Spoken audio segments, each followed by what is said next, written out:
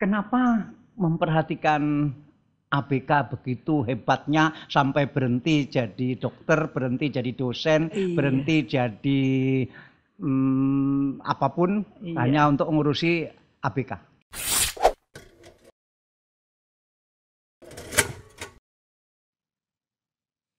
Ibu ini yang sekarang bersama saya ini pede sekali mendatangi saya di tempat saya senam pagi. Tiap hari kan saya senam 1 jam sampai 1,5 jam.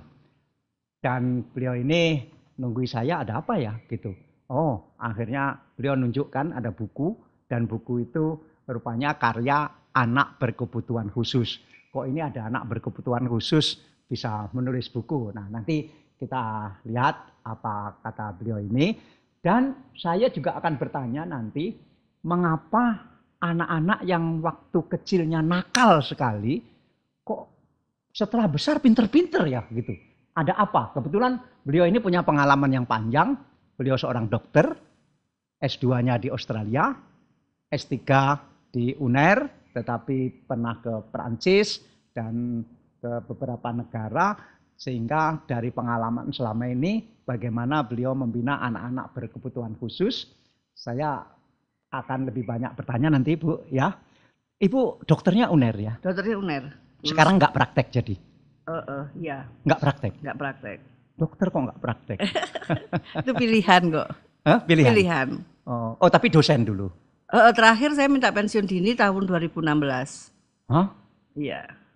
Ngapain Bu pensiun? Karena saya merasa pekerjaan di bidang sosial ini terutama di anak berkebutuhan khusus kurang mampu ini harus sungguh-sungguh. Ya. Wah, hebat ya, dokter sudah jadi dosen pegawai negeri minta pensiun dini hanya karena pengen kerja sosial. Insya Allah. Ya, hebat sekali. Nah, waktu itu Bu waktu jadi dosen juga nggak praktek. Tapi pernah praktek kan? Saya praktek. Ya. Dokter umum. Dokter umum. Tidak ambil spesialis. Memang jalurnya tidak ambil spesialis. S2-nya di bidang kesehatan masyarakat. Ya, jadi saya setelah lulus ke puskesmas rumah sakit di Sumatera Selatan, terus kemudian ke Kanwil Jawa Timur, terus kemudian pernah di Jakarta Kemenkes, terus kemudian balik lagi di Jawa Timur akhirnya diterima di FK UNER itu. Melimpah berarti karena departemennya kan berbeda, kementeriannya berbeda. Oh, jadi waktu habis lulus dari UNER langsung ditugaskan di Sumatera Selatan. Iya. Di kota apa? Muara Enim. Oh, Muara Enim. Berapa lama di sana? 3 tahun di sana. Wow. Saya pernah ke Muara Enim, jadi saya bisa membayangkan. Kemudian S2-nya di Australia. Ya. Dan S3-nya ambil bidang apa? Kita bilangnya di kedokteran. Jadi memang harus, maksudnya disertasinya judulnya apa? Judulnya tentang bagaimana usia, sampai lupa ya. Jadi intinya tentang usia panjang pada lansia Tengger dan kita buktikan dengan namanya heat shock protein. Jadi sebuah unsur kimia yang ada di dalam darah lansia itu yang menunjukkan bahwa mereka tetap produktif di usia yang... Oh, jadi disertasinya tentang bagaimana orang bisa berusia tua, ya. Bisa berusia lama, artinya sampai tua sekali, tapi tetap produktif. Ya, tetap produktif. Dan penelitiannya di daerah Tengger. Tengger itu di lereng Gunung Bromo yang terkenal itu. Di sana masyarakatnya beragama Hindu, yang dulu konon itu pelarian dari kerajaan Majapahit waktu Islam masuk ke Jawa Timur. Dan berapa lama penelitian di Tengger itu? Penelitian di Tengger sih sebetulnya sebentar, tapi saya terpesona dengan anak berkebutuhan khusus karena pada waktu itu kan saya presentasi di Amerika. Jadi kami sebagai mahasiswa S3 kan harus pandai network ya. Jadi salah satunya pernah di Oxford itu 3 bulan saya sebagai... Di Oxford, Inggris? University of Oxford, terus kemudian saya visiting penelitian ya di sana, di Institute of Aging Oxford, terus kemudian saya pernah ya pertamanya di Perancis tadi, terus kemudian di Inggris, terus kemudian terakhir Amerika. Di Amerika itu. Itulah yang membuat. Waktu di Oxford musim panas atau musim dingin? Musim sudah mau Natal jadi dingin ya. Dingin, enak ya. Saya suka Bu Oxford. Beberapa kali ke Oxford dan enak sekali tempatnya. Dan jadi penelitiannya tentang bagaimana orang berusia lanjut karena zat tertentu di dalam Ya, darahnya. dan itu yang membuat sebetulnya mindset pikirannya. Jadi orang biarpun tua, kalau di dalam darahnya ada unsur itu, Ya, dan dalam pikirannya terutama kan, ya mind, soul, body kan. Ya. pikirannya longgar maksudnya, Ya, tidak pikirannya- banyak stres. Iya, seperti itu kan, karena ini budaya, jadi mereka jawaban dari mereka, istilah mereka, ya istilah orang lansia Tengger itu bebas, sabar neriman dan tentrem. Bebas, Sabar neriman. Sabar neriman itu bebas, sabar menerima apa adanya, Ya, dan tentrem. dan tenteram. Tentrem balance ya, Ya, dengan tenteram. ya. Jadi bebas itu saya Itu prinsip hidupnya orang Tengger. Iya, dan mereka mengatakan bebas. Loh, itu bebas apa? Saya waktu itu sempat bertanya-tanya, kok ada orang di pucuk gunung ngomongnya bebas. Bebasnya kan pasti beda dengan bebasnya kita. Ternyata ya. apa? Konsep bebas menurut orang bebasnya saya Tengger. baru baca. Mereka nggak mengemukakan ya. Terus saya baca-baca di buku-buku Hindu. Akhirnya ketemu bahwa bebas itu terbebas dari kemelekatan. Hanya di kita sama yang di atas. Terbebas dari kemelekatan apapun. Jadi bebas dari kepentingan, kira-kira. Semua iya. Keinginan. Ya, keinginan semua. Pokoknya hanya ada kita dan yang di atas. Itu membuat umur panjang. Salah satunya. Jadi apapun diterimanya. Jadi mamanya ada waktu itu saya kan ada bencana di Tengger meletus Bromo kan. Nah itu saya melihatnya, loh kok mereka masih tetap, memang mereka tuh seperti orang Jawa. Dulu kan suguh, gupuh, lungguh, suguh, ya kan.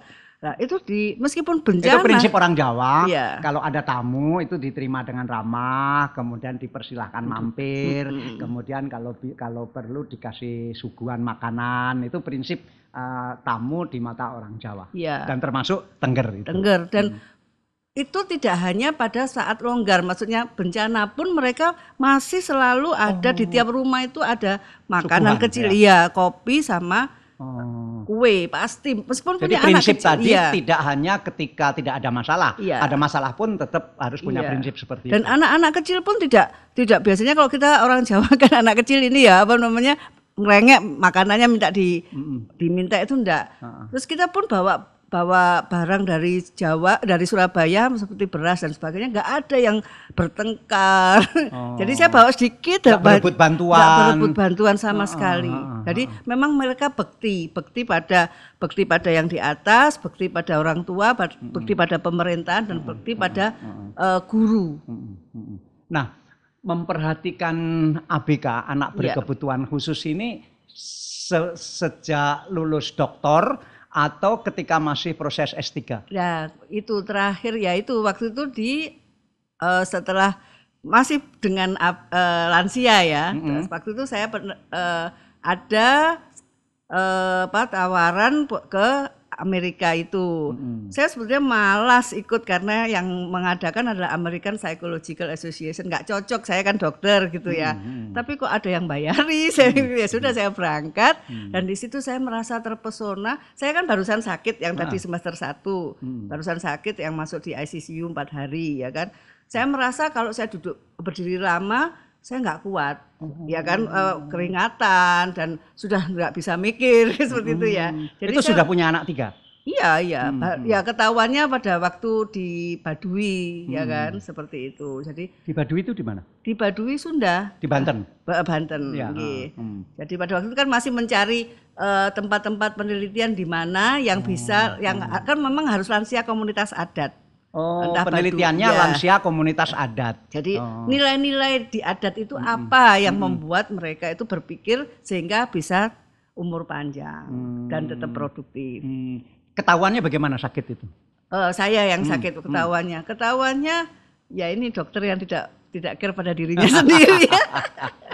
Jadi ketahuannya saya tiba-tiba loh kok ini kok berat bawa saya sedang masak mau berangkat kerja. Lu bawa masakan satu panci aja kok beratnya seperti 50 ton. Saya Waktu baru di Surabaya masih nasi tapi waktu sebelum berangkat ke Banten. Enggak, waktu di Banten itu sudah, tapi saya enggak berpikir. Jadi saya sudah ngos-ngosan mau ke Baduy Dalam enggak kuat. Itu kan saya harus lebih bagus Baduy Dalam yang asli kan. Itu akhirnya ya sudah.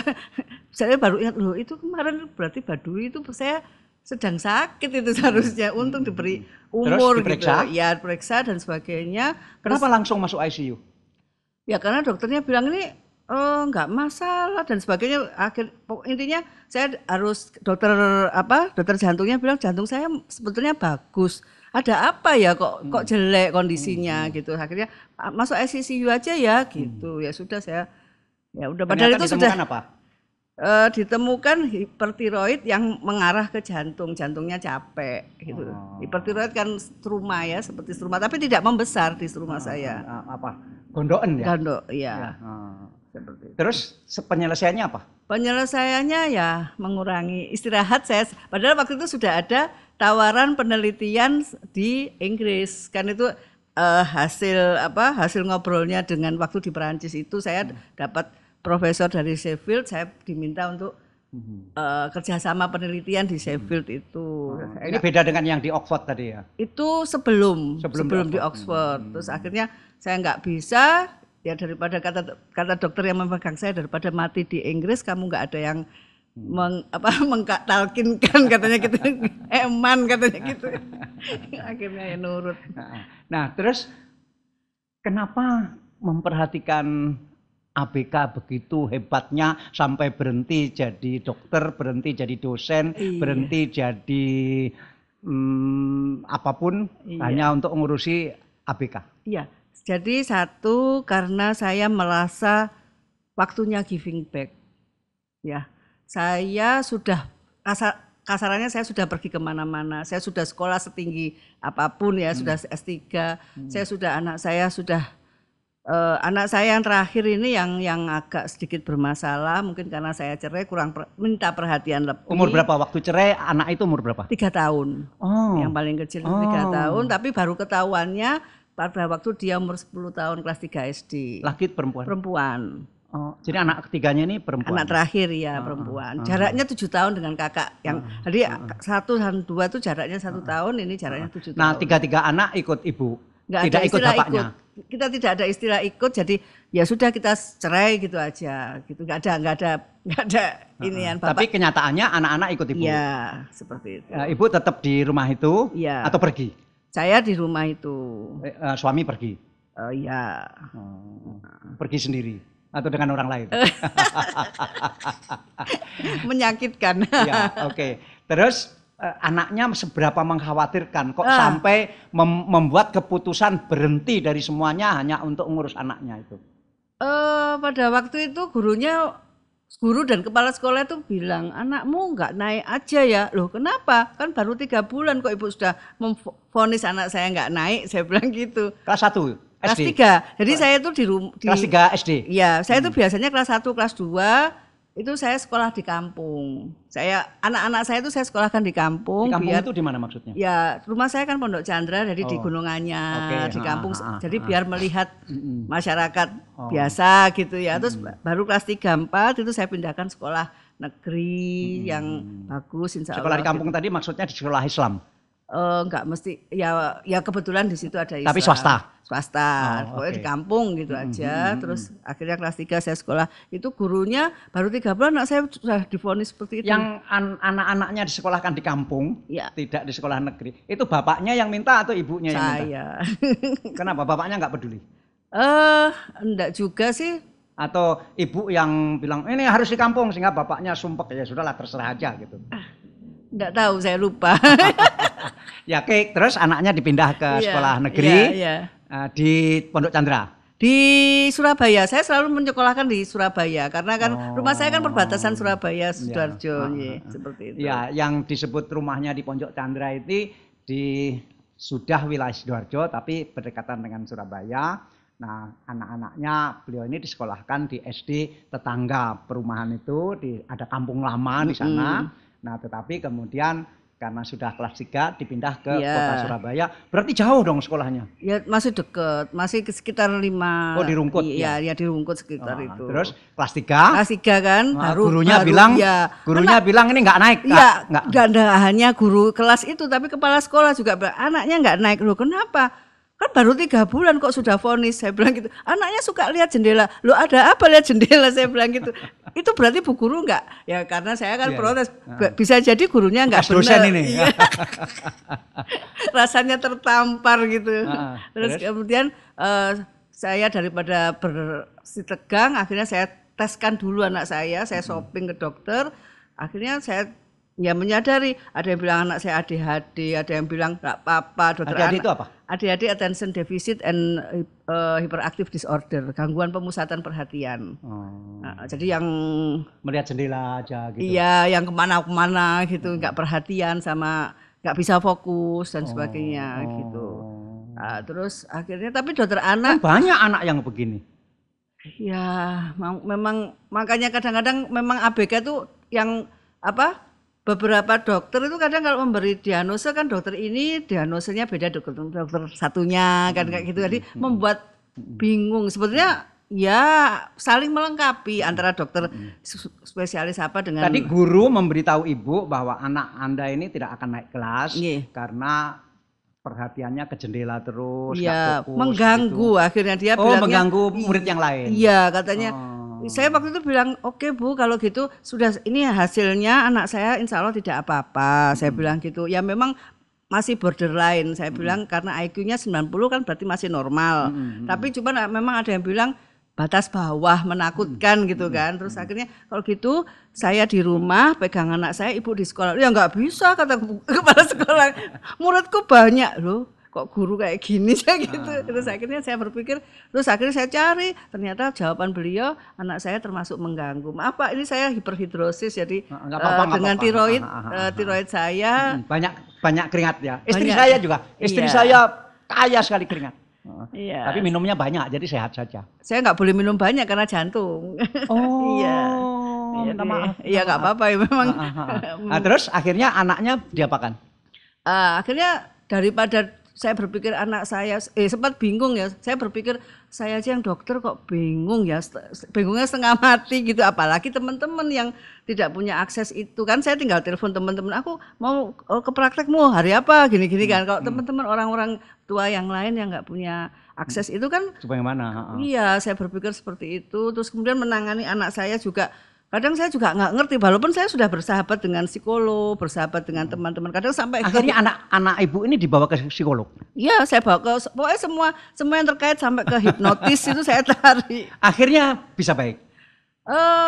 Memang anak saya kan masih borderline, Pak. Tapi justru kadang-kadang kata psikolognya itu anak-anak yang maga itu ya nanggung ini memang kalau nggak ditangani, kalau menurut saya bukan hanya maga, setiap anak kalau tidak diasuh dengan baik itu ya sama saja. Akhirnya penyelesaiannya terhadap anak ibu ini diapakan?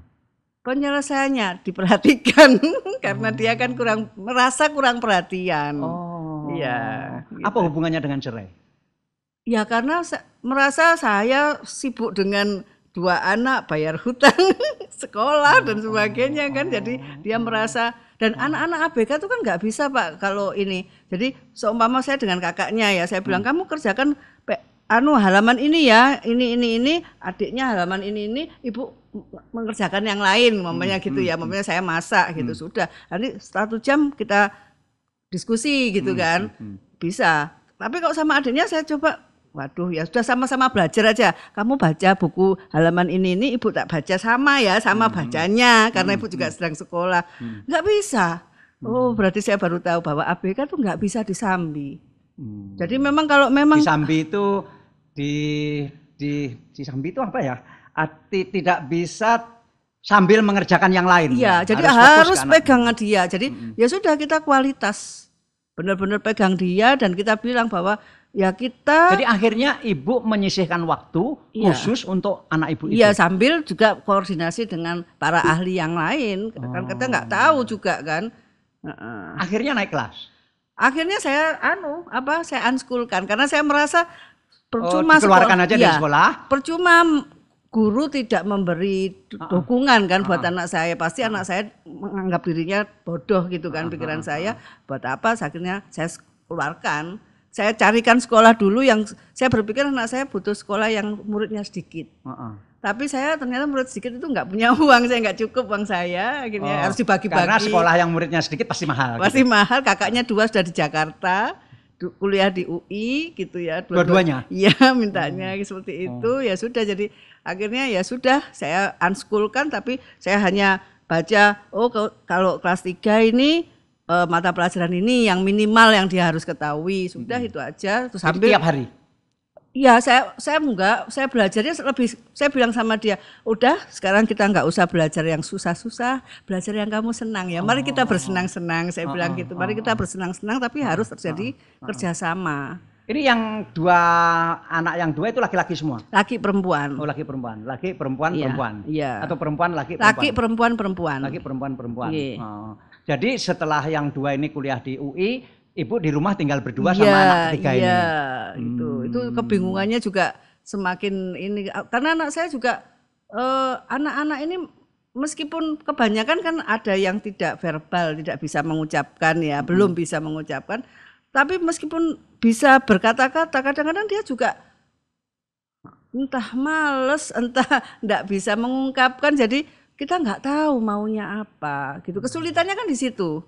Orang tua ya makanya butuh orang tua yang mendekat, yang tidak disambi dan sebagainya, yang membersamai, kita istilahkan membersamai. Ya sudah, membersamai anak di rumah dan kita ngikut dia, kita turun bermain bersama dia gitu. Jadi jangan bermain dengan dia main HP, kita main HP sama-sama, itu nggak masuk. Satu hari berapa jam Ibu memperhatikan dia? Terserah, sebetulnya saya melihat itu terserah. Pengalaman Ibu berapa jam? Saya rasa setengah jam sudah cukup asal konsisten. Oh. Ya, setelah itu dia ngapain? Ya terserah, saya hanya beri. Kenyataannya dia ngapain?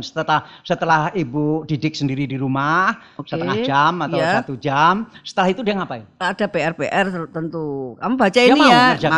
Ya terserah, pokoknya yang penting saya tanya, dia bisa menjawab, ya sudah.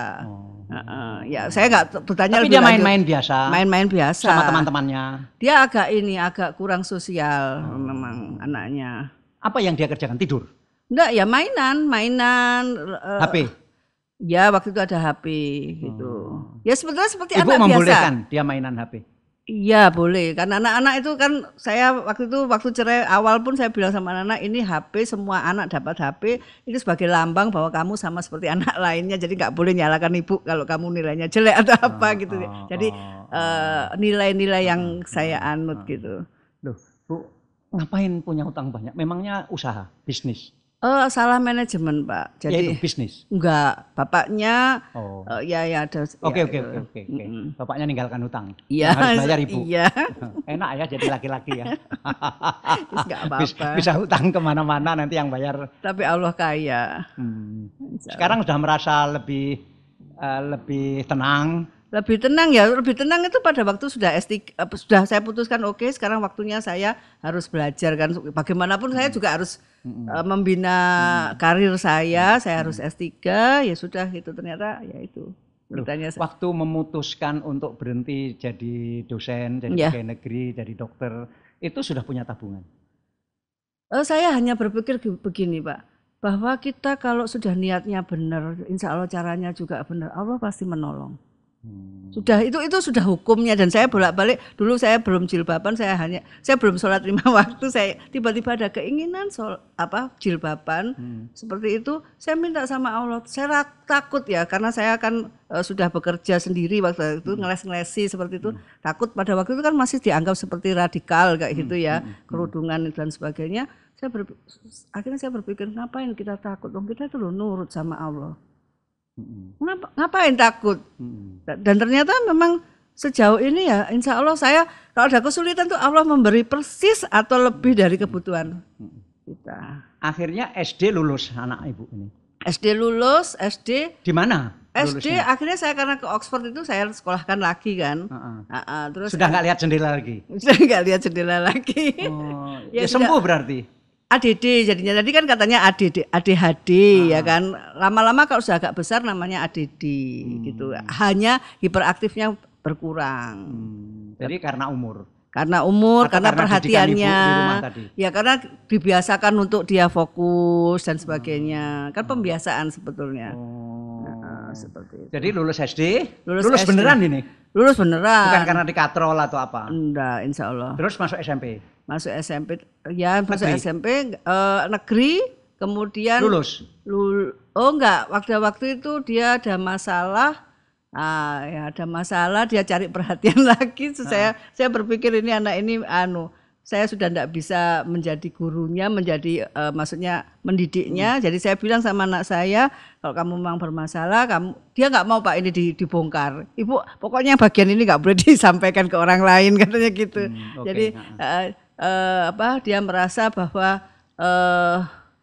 akhirnya saya bilang, kamu kalau gitu harus dididik orang lain ya nak ya, saya pondokkan.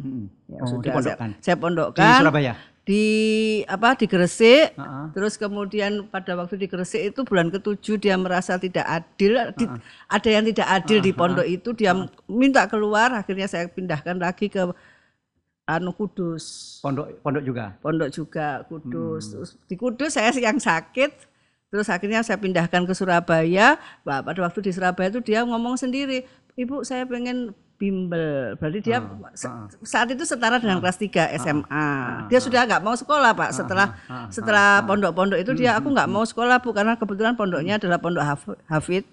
Jadi saya mau fokus di hafidnya. Ya sudah, saya bilang gitu, silakan. Tapi anak saya juga karena hafidnya juga ya ini sulit.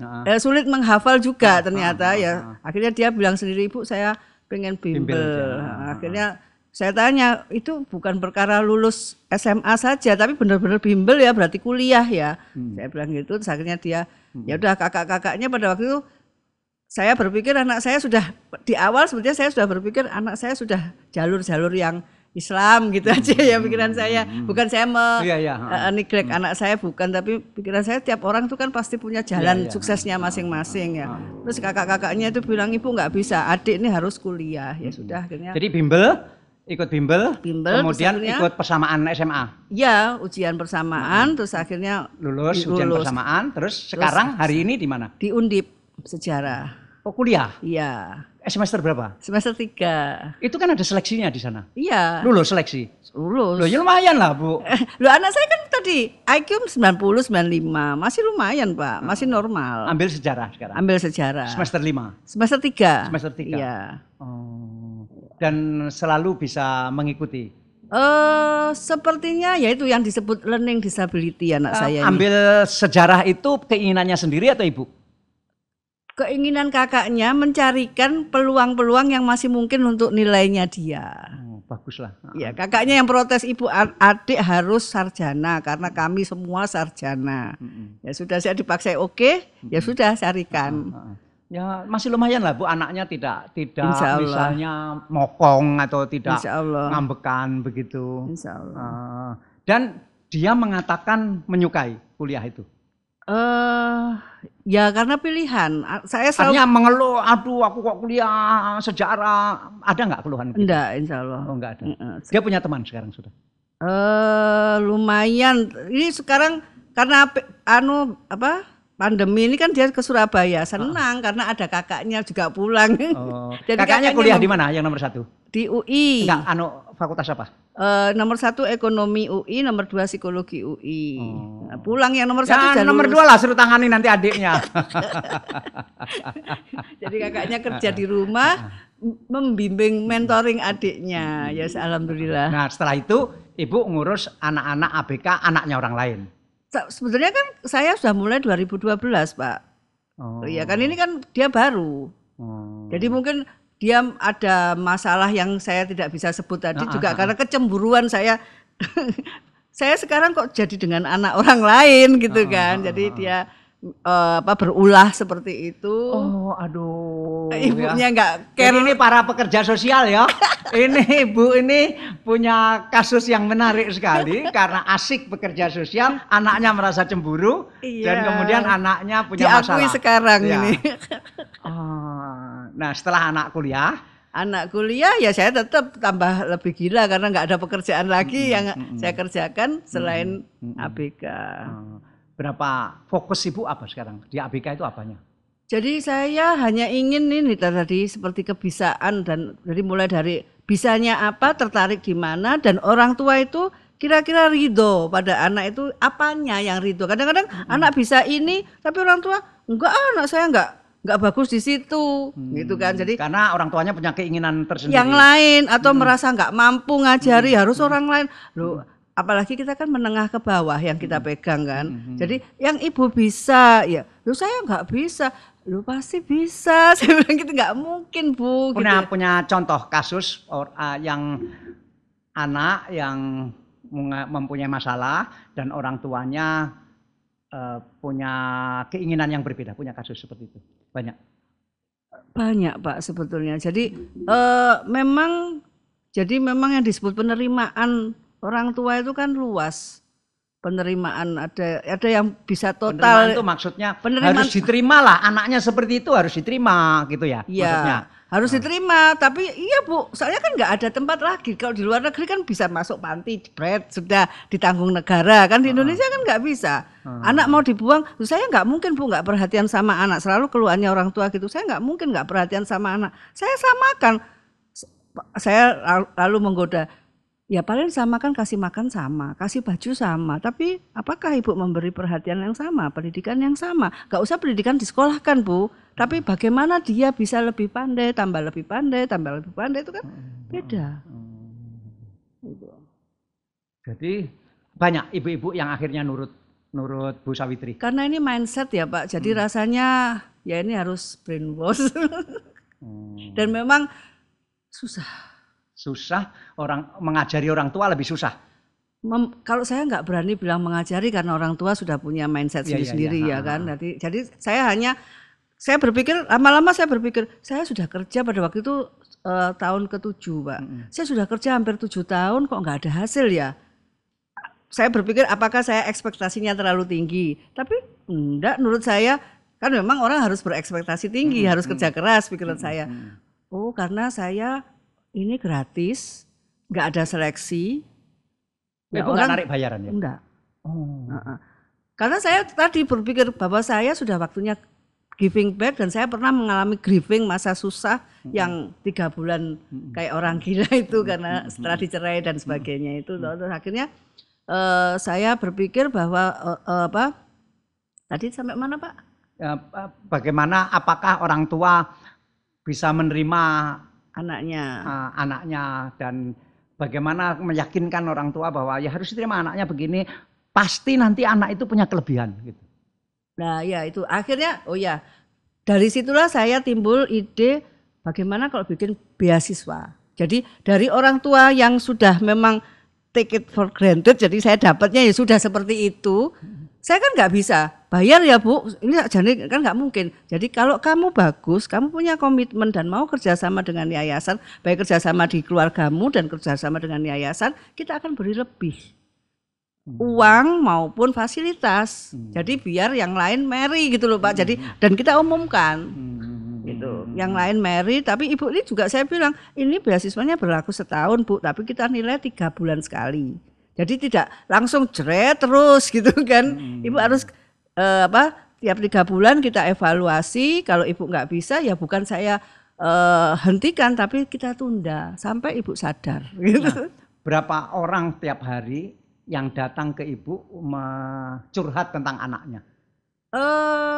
Dengan adanya pandemi ini jadi berbeda Pak, karena kan pandemi akhirnya kita orang juga lebih melek terhadap teknologi ya sekarang ini, jadi kita juga ada kelas online dan sebagainya sehingga lebih luas, maksudnya dari luar kota banyak, tapi kalau yang justru orang-orang yang nggak punya handphone atau handphonenya nggak punya kuota ini yang kasihan. Bu ya, menurut pengamatan saya ya sekarang ini ibu-ibu muda itu relatif lebih terbuka dan lebih bisa memperlakukan anaknya itu sebagai teman dibanding ibu-ibu katakanlah zaman saya anak-anak dulu. Nah, tapi ternyata masih juga banyak masalah yang seperti ibu itu. Yang sekarang kalau saya boleh kalau di Kebiau ya Pak ya, saya merasa ibu sekarang tuh takut dibilang jahat sama anak. Karena kan sudah full bekerja di luar rumah seumpama atau di rumah tapi tetap konsentrasinya bukan di anaknya gitu ya nggak apa-apa sebetulnya, tapi jadi akhirnya merasa guilty feeling, merasa bersalah, semua permintaan anak jadi akhirnya atau nggak konsisten, sekarang ini bilang nggak boleh, besok bilang boleh, ya seperti itu. Tapi saya ngamati enggak kok Bu, banyak ibu-ibu muda sekarang yang memperlakukan anaknya sebagai teman bukan karena takut kepada anaknya dibilang jahat, tapi memang mungkin pengetahuannya bertambah bahwa anak itu tidak boleh seperti dulu lagi dimarah-marahi terus atau apa terus. Ya, tapi kalau kami melihat Pak ya, pengetahuan parenting itu memang kan belum ada sekolahnya ya Pak ya. Dan kita tidak disiapkan untuk apa ilmu-ilmu parenting sebelum pada waktu pernikahan atau itu kita nggak disiapkan, itu yang padahal parenting itu pekerjaan yang paling berat. Membentuk manusia masa depan. Seperti itu. Seandainya ibu nggak cerai, apakah anak nomor 3 itu ada masalah nggak? Iya, saya merasa kadang kita ini diberi ujian itu ternyata ada hikmah. Jadi saya sekarang merasa coba saya nggak dikasih beban yang begitu besar, saya mungkin nggak sekuat ini. Itu saja. Ya, ibu kuat sekali. Insya Allah. Nah, sekarang yayasan ibu menangani hari ini berapa banyak pasien dalam tanda kutip? Iya, jadi kami kan memang ada kelas apa yang memang tergabung di yayasan yang dulu biasanya offline kayak gitu ya Pak ya. Berapa orang? Itu sekitar 50. Banyak ya? Ya tapi itu tadi datang masuk seenak sendiri ya, saya nggak masalah kan, mereka juga. Jadi sepertinya ada tahapan Pak. Jadi ini khusus yang menengah ke bawah ya yang saya tahu ya Pak. Jadi menengah yang datang ke kita atau ke komunitas lain itu masih care sama anaknya. Iya. Kan? Masih care. Apapun datang ke ibu berarti dia peduli pada anaknya. Ya. Tapi ada kan kita juga, saya kan itu tadi it takes a village to raise a child. Jadi nggak bisa satu keluarga saja kan, harus satu kampung. Jadi akhirnya kita kan memberi penyuluhan ke satu wilayah itu, satu kecamatan ya. Nah, di situ saya yang lebih bahaya adalah kalau ibunya ke yayasan nggak mau, memperhatikan anaknya nggak mau, mencari jalan keluar nggak mau. Jadi saya temukan di apa, mamanya dari kader gitu. Bu itu loh rumahnya tuh nggak pernah dikeluarkan anak saya. Tapi jangan bilang sama saya loh Bu, saya bilang gitu. Ya sudah, saya datang ke situ kata. Terus dari situ saya, oh iya memang nggak pernah dikeluarkan. Saya tanya lagi dari ibu itu tadi. Nggak pernah dikeluarkan apanya? Anaknya nggak pernah diajak keluar. Karena malu. Karena malu. Saya tanya lagi kan sama ibu yang tersebut ya. Ibu ada lagi nggak anaknya yang anak ABK yang seperti ya pokoknya ABK. Iya itu anaknya dia anak Bu Kader itu juga. Tiba podo. Jadi seperti itu ya.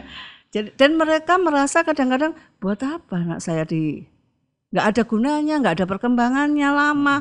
Misalnya Bu ya, ada anaknya tetangga tadi, dia punya masalah, kemudian anak itu tidak pernah dibawa keluar karena malu, tidak dikonsultasikan, tidak dicarikan jalan keluar. Anak itu nasibnya kelak seperti apa?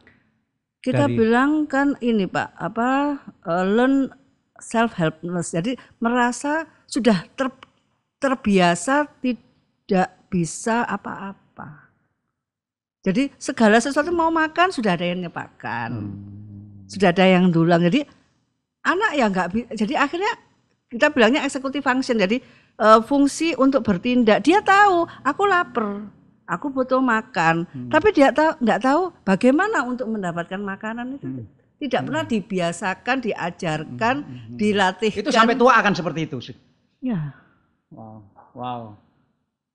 Dan kadang-kadang jeleknya adalah orang tua begini. Kan kalau di agama kan kalau nggak tahu Bu, serahkanlah pada ahlinya. Ya bukan serahkan, tanyalah kan pada ahlinya, bukan serahkan, itu anaknya ibu. Jalan ibu menuju surga, saya bilang gitu. Dan kami pernah Pak, ada orang tua.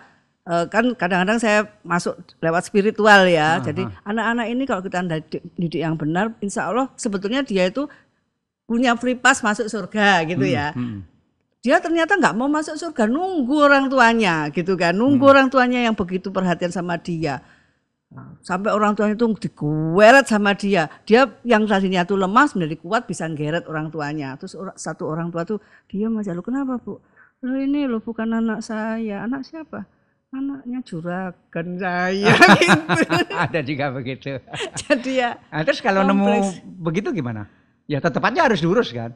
Ya, tapi ya balik lagi Memang ini kan masalah masyarakat apa ya Pak ya, masalah persepsi, masalah mindset, masalah budaya yang nggak bisa diselesaikan satu pihak, harus ada tangan-tangan yang berkuasa Relawan juga. yang seperti Bu Dokter ini ada berapa banyak? Banyak Pak, komunitas yang seperti yayasan kami ini, Yayasan Peduli Kasih Banyak ya? ABK ini banyak Oh ya, sebenarnya. syukurlah, Iya. syukurlah banyak orang peduli, Iya, banyak orang iya, terjun seperti sudah itu. mulai banyak sekarang ini. Tapi yang seperti di Itu motifnya betul-betul pengabdian atau ada penghasilan di situ?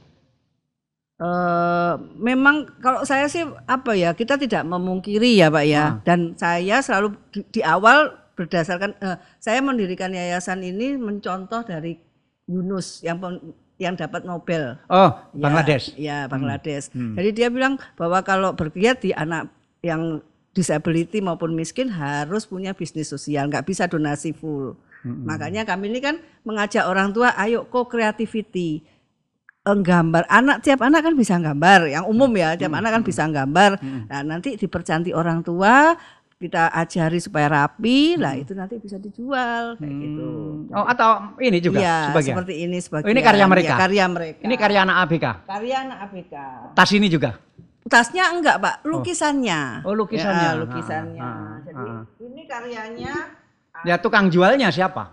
Ya tukang jualnya kan gedok tular itu tadi kan, karena kadang-kadang ya teman-teman dan sebagainya. Seperti ini karyanya kereta api. Ini karyanya anak 48 tahun. 88 Jadi kami tahun tidak- tapi dibilang anak. Iya, yang salah satu penulis buku yang saya minta Bapak menuliskan kata pengantar itu ini anaknya. Umur Andri. 48 tahun. 48 tahun. Laki perempuan? Laki, Bujang. bujang. Bisa melukis ini. Loh, Bisa bagus melukis. loh. Saya senang loh itu. Iya. Lukisannya, tapi kita percantik Pak. Lukisannya masih belum, ya seperti Nyun sewu, seperti ini. Akhirnya jadi kaos. Nah, ini ya, jadi jadi Di kain. Dia melukisnya di kain. kenapa di kain? Karena di kain itu kan nanti jadi fungsional. Jadi bisa dijual. Kalau di kertas kan nggak bisa dijual. Iya, iya, Murah sekali ya kan. Kalau di kain kan bisa dijual. Jadi melukisnya langsung di kain Langsung atau? di kainnya pun kami dapat kain dari hotel. Hotel itu sebuah hotel memberikan kami, tiba-tiba menelpon saya, Bu mau spray ya? Loh, banyak satu kontainer. Terus saya potong-potong, saya jadikan tote bag dan sebagainya. Ini tote bag. Ini kan lukisannya anak. Ini 14 tahun, anak autis. Autis. Iya. Tapi dipercantik orang tua. Ya Orang kan? tuanya sendiri. Iya, orang tuanya sendiri. Saya pada waktu itu kan, oh iya. Nah ya. itu anaknya nggak merasa tertekan, Bu. Kok lukisan saya diperbaiki, memangnya jelek gitu. Ya minta izin. Ada yang bilang gini, Ibu gimana? Ya ada lukisan yang nggak boleh dipercantik gitu, yang nggak boleh diutek-utek orang tua, ada yang boleh. Kalau dia sudah bilang boleh ya sudah, kayak gitu. Jadi lukisan ini saya jadikan nanti, ini sebetulnya anaknya, ini 42 tahun Pak, perempuan. 42 tahun. Kenapa Ibu bilang anak? Ini anaknya 42 tahun. Kan disebut anak berkebutuhan khusus kan.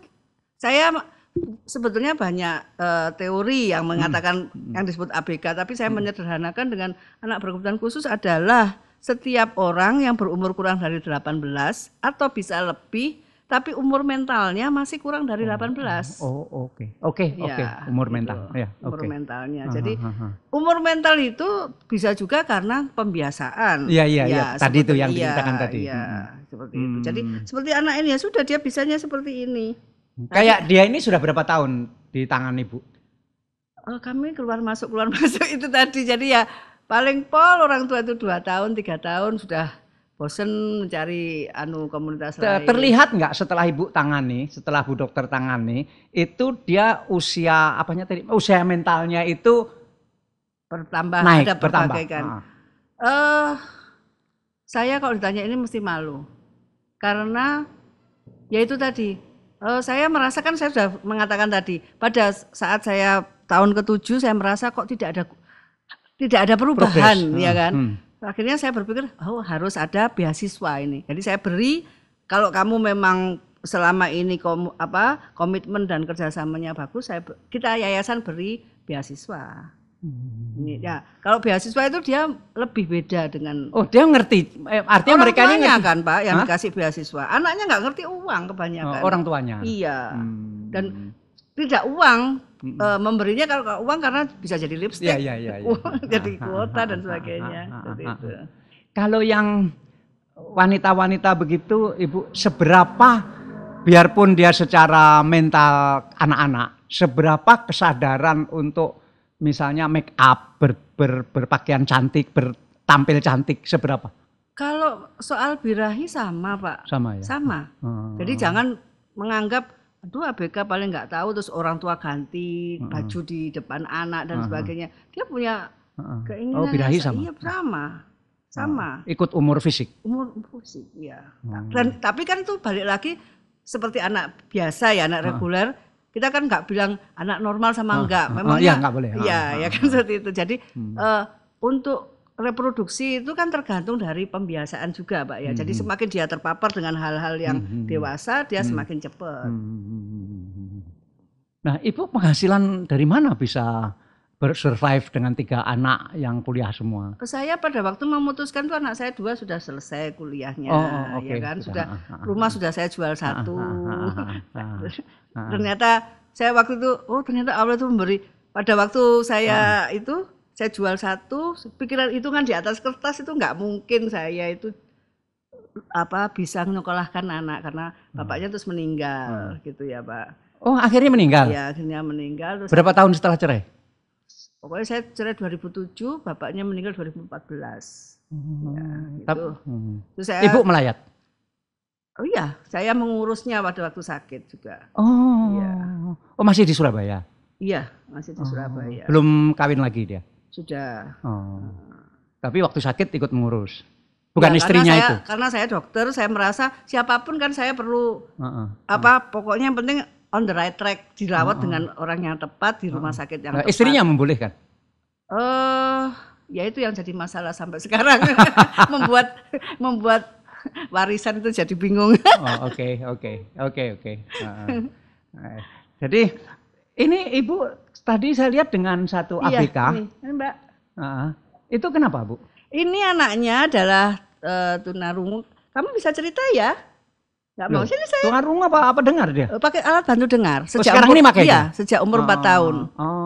Karena dia sini. Jadi, ini kamu bisa bercerita. Umur berapa ini? Umur berapa sekarang? Umur 19 tahun. Bagus. Ini yang dia mampu apa sekarang? Mampu semua, baca, tulis, bisa. Baca tulis juga. Iya, dan sekarang senangannya sebetulnya ini kan saya kenal dia karena saya pada waktu itu ditawari oleh Warek 1 sebuah PTN untuk memasukkan satu anak fakultas apa saja asal ABK gitu kan. Terus saya cari, saya ketemu dia waktu itu dia kelas 3. Saya tawari mau kamu. Kelas 3 SMA biasa? SMK. Tapi SMK negeri, umum kan inklusi. SMK 8. Ya, SMK dia nggak mau. Ambil apa waktu itu? Ambil kecantikan ya, Nak. Kecantikan dan rambut. Iya. Terus sekarang kuliah apa? Sekarang kuliah apa? Belum kuliah, tapi akan kuliah. Kegiatannya magang, Pak. Magang sebagai guru kecantikan di sebuah SLB. Tadi saya dengar yang make up Bu Dokter Anda ya?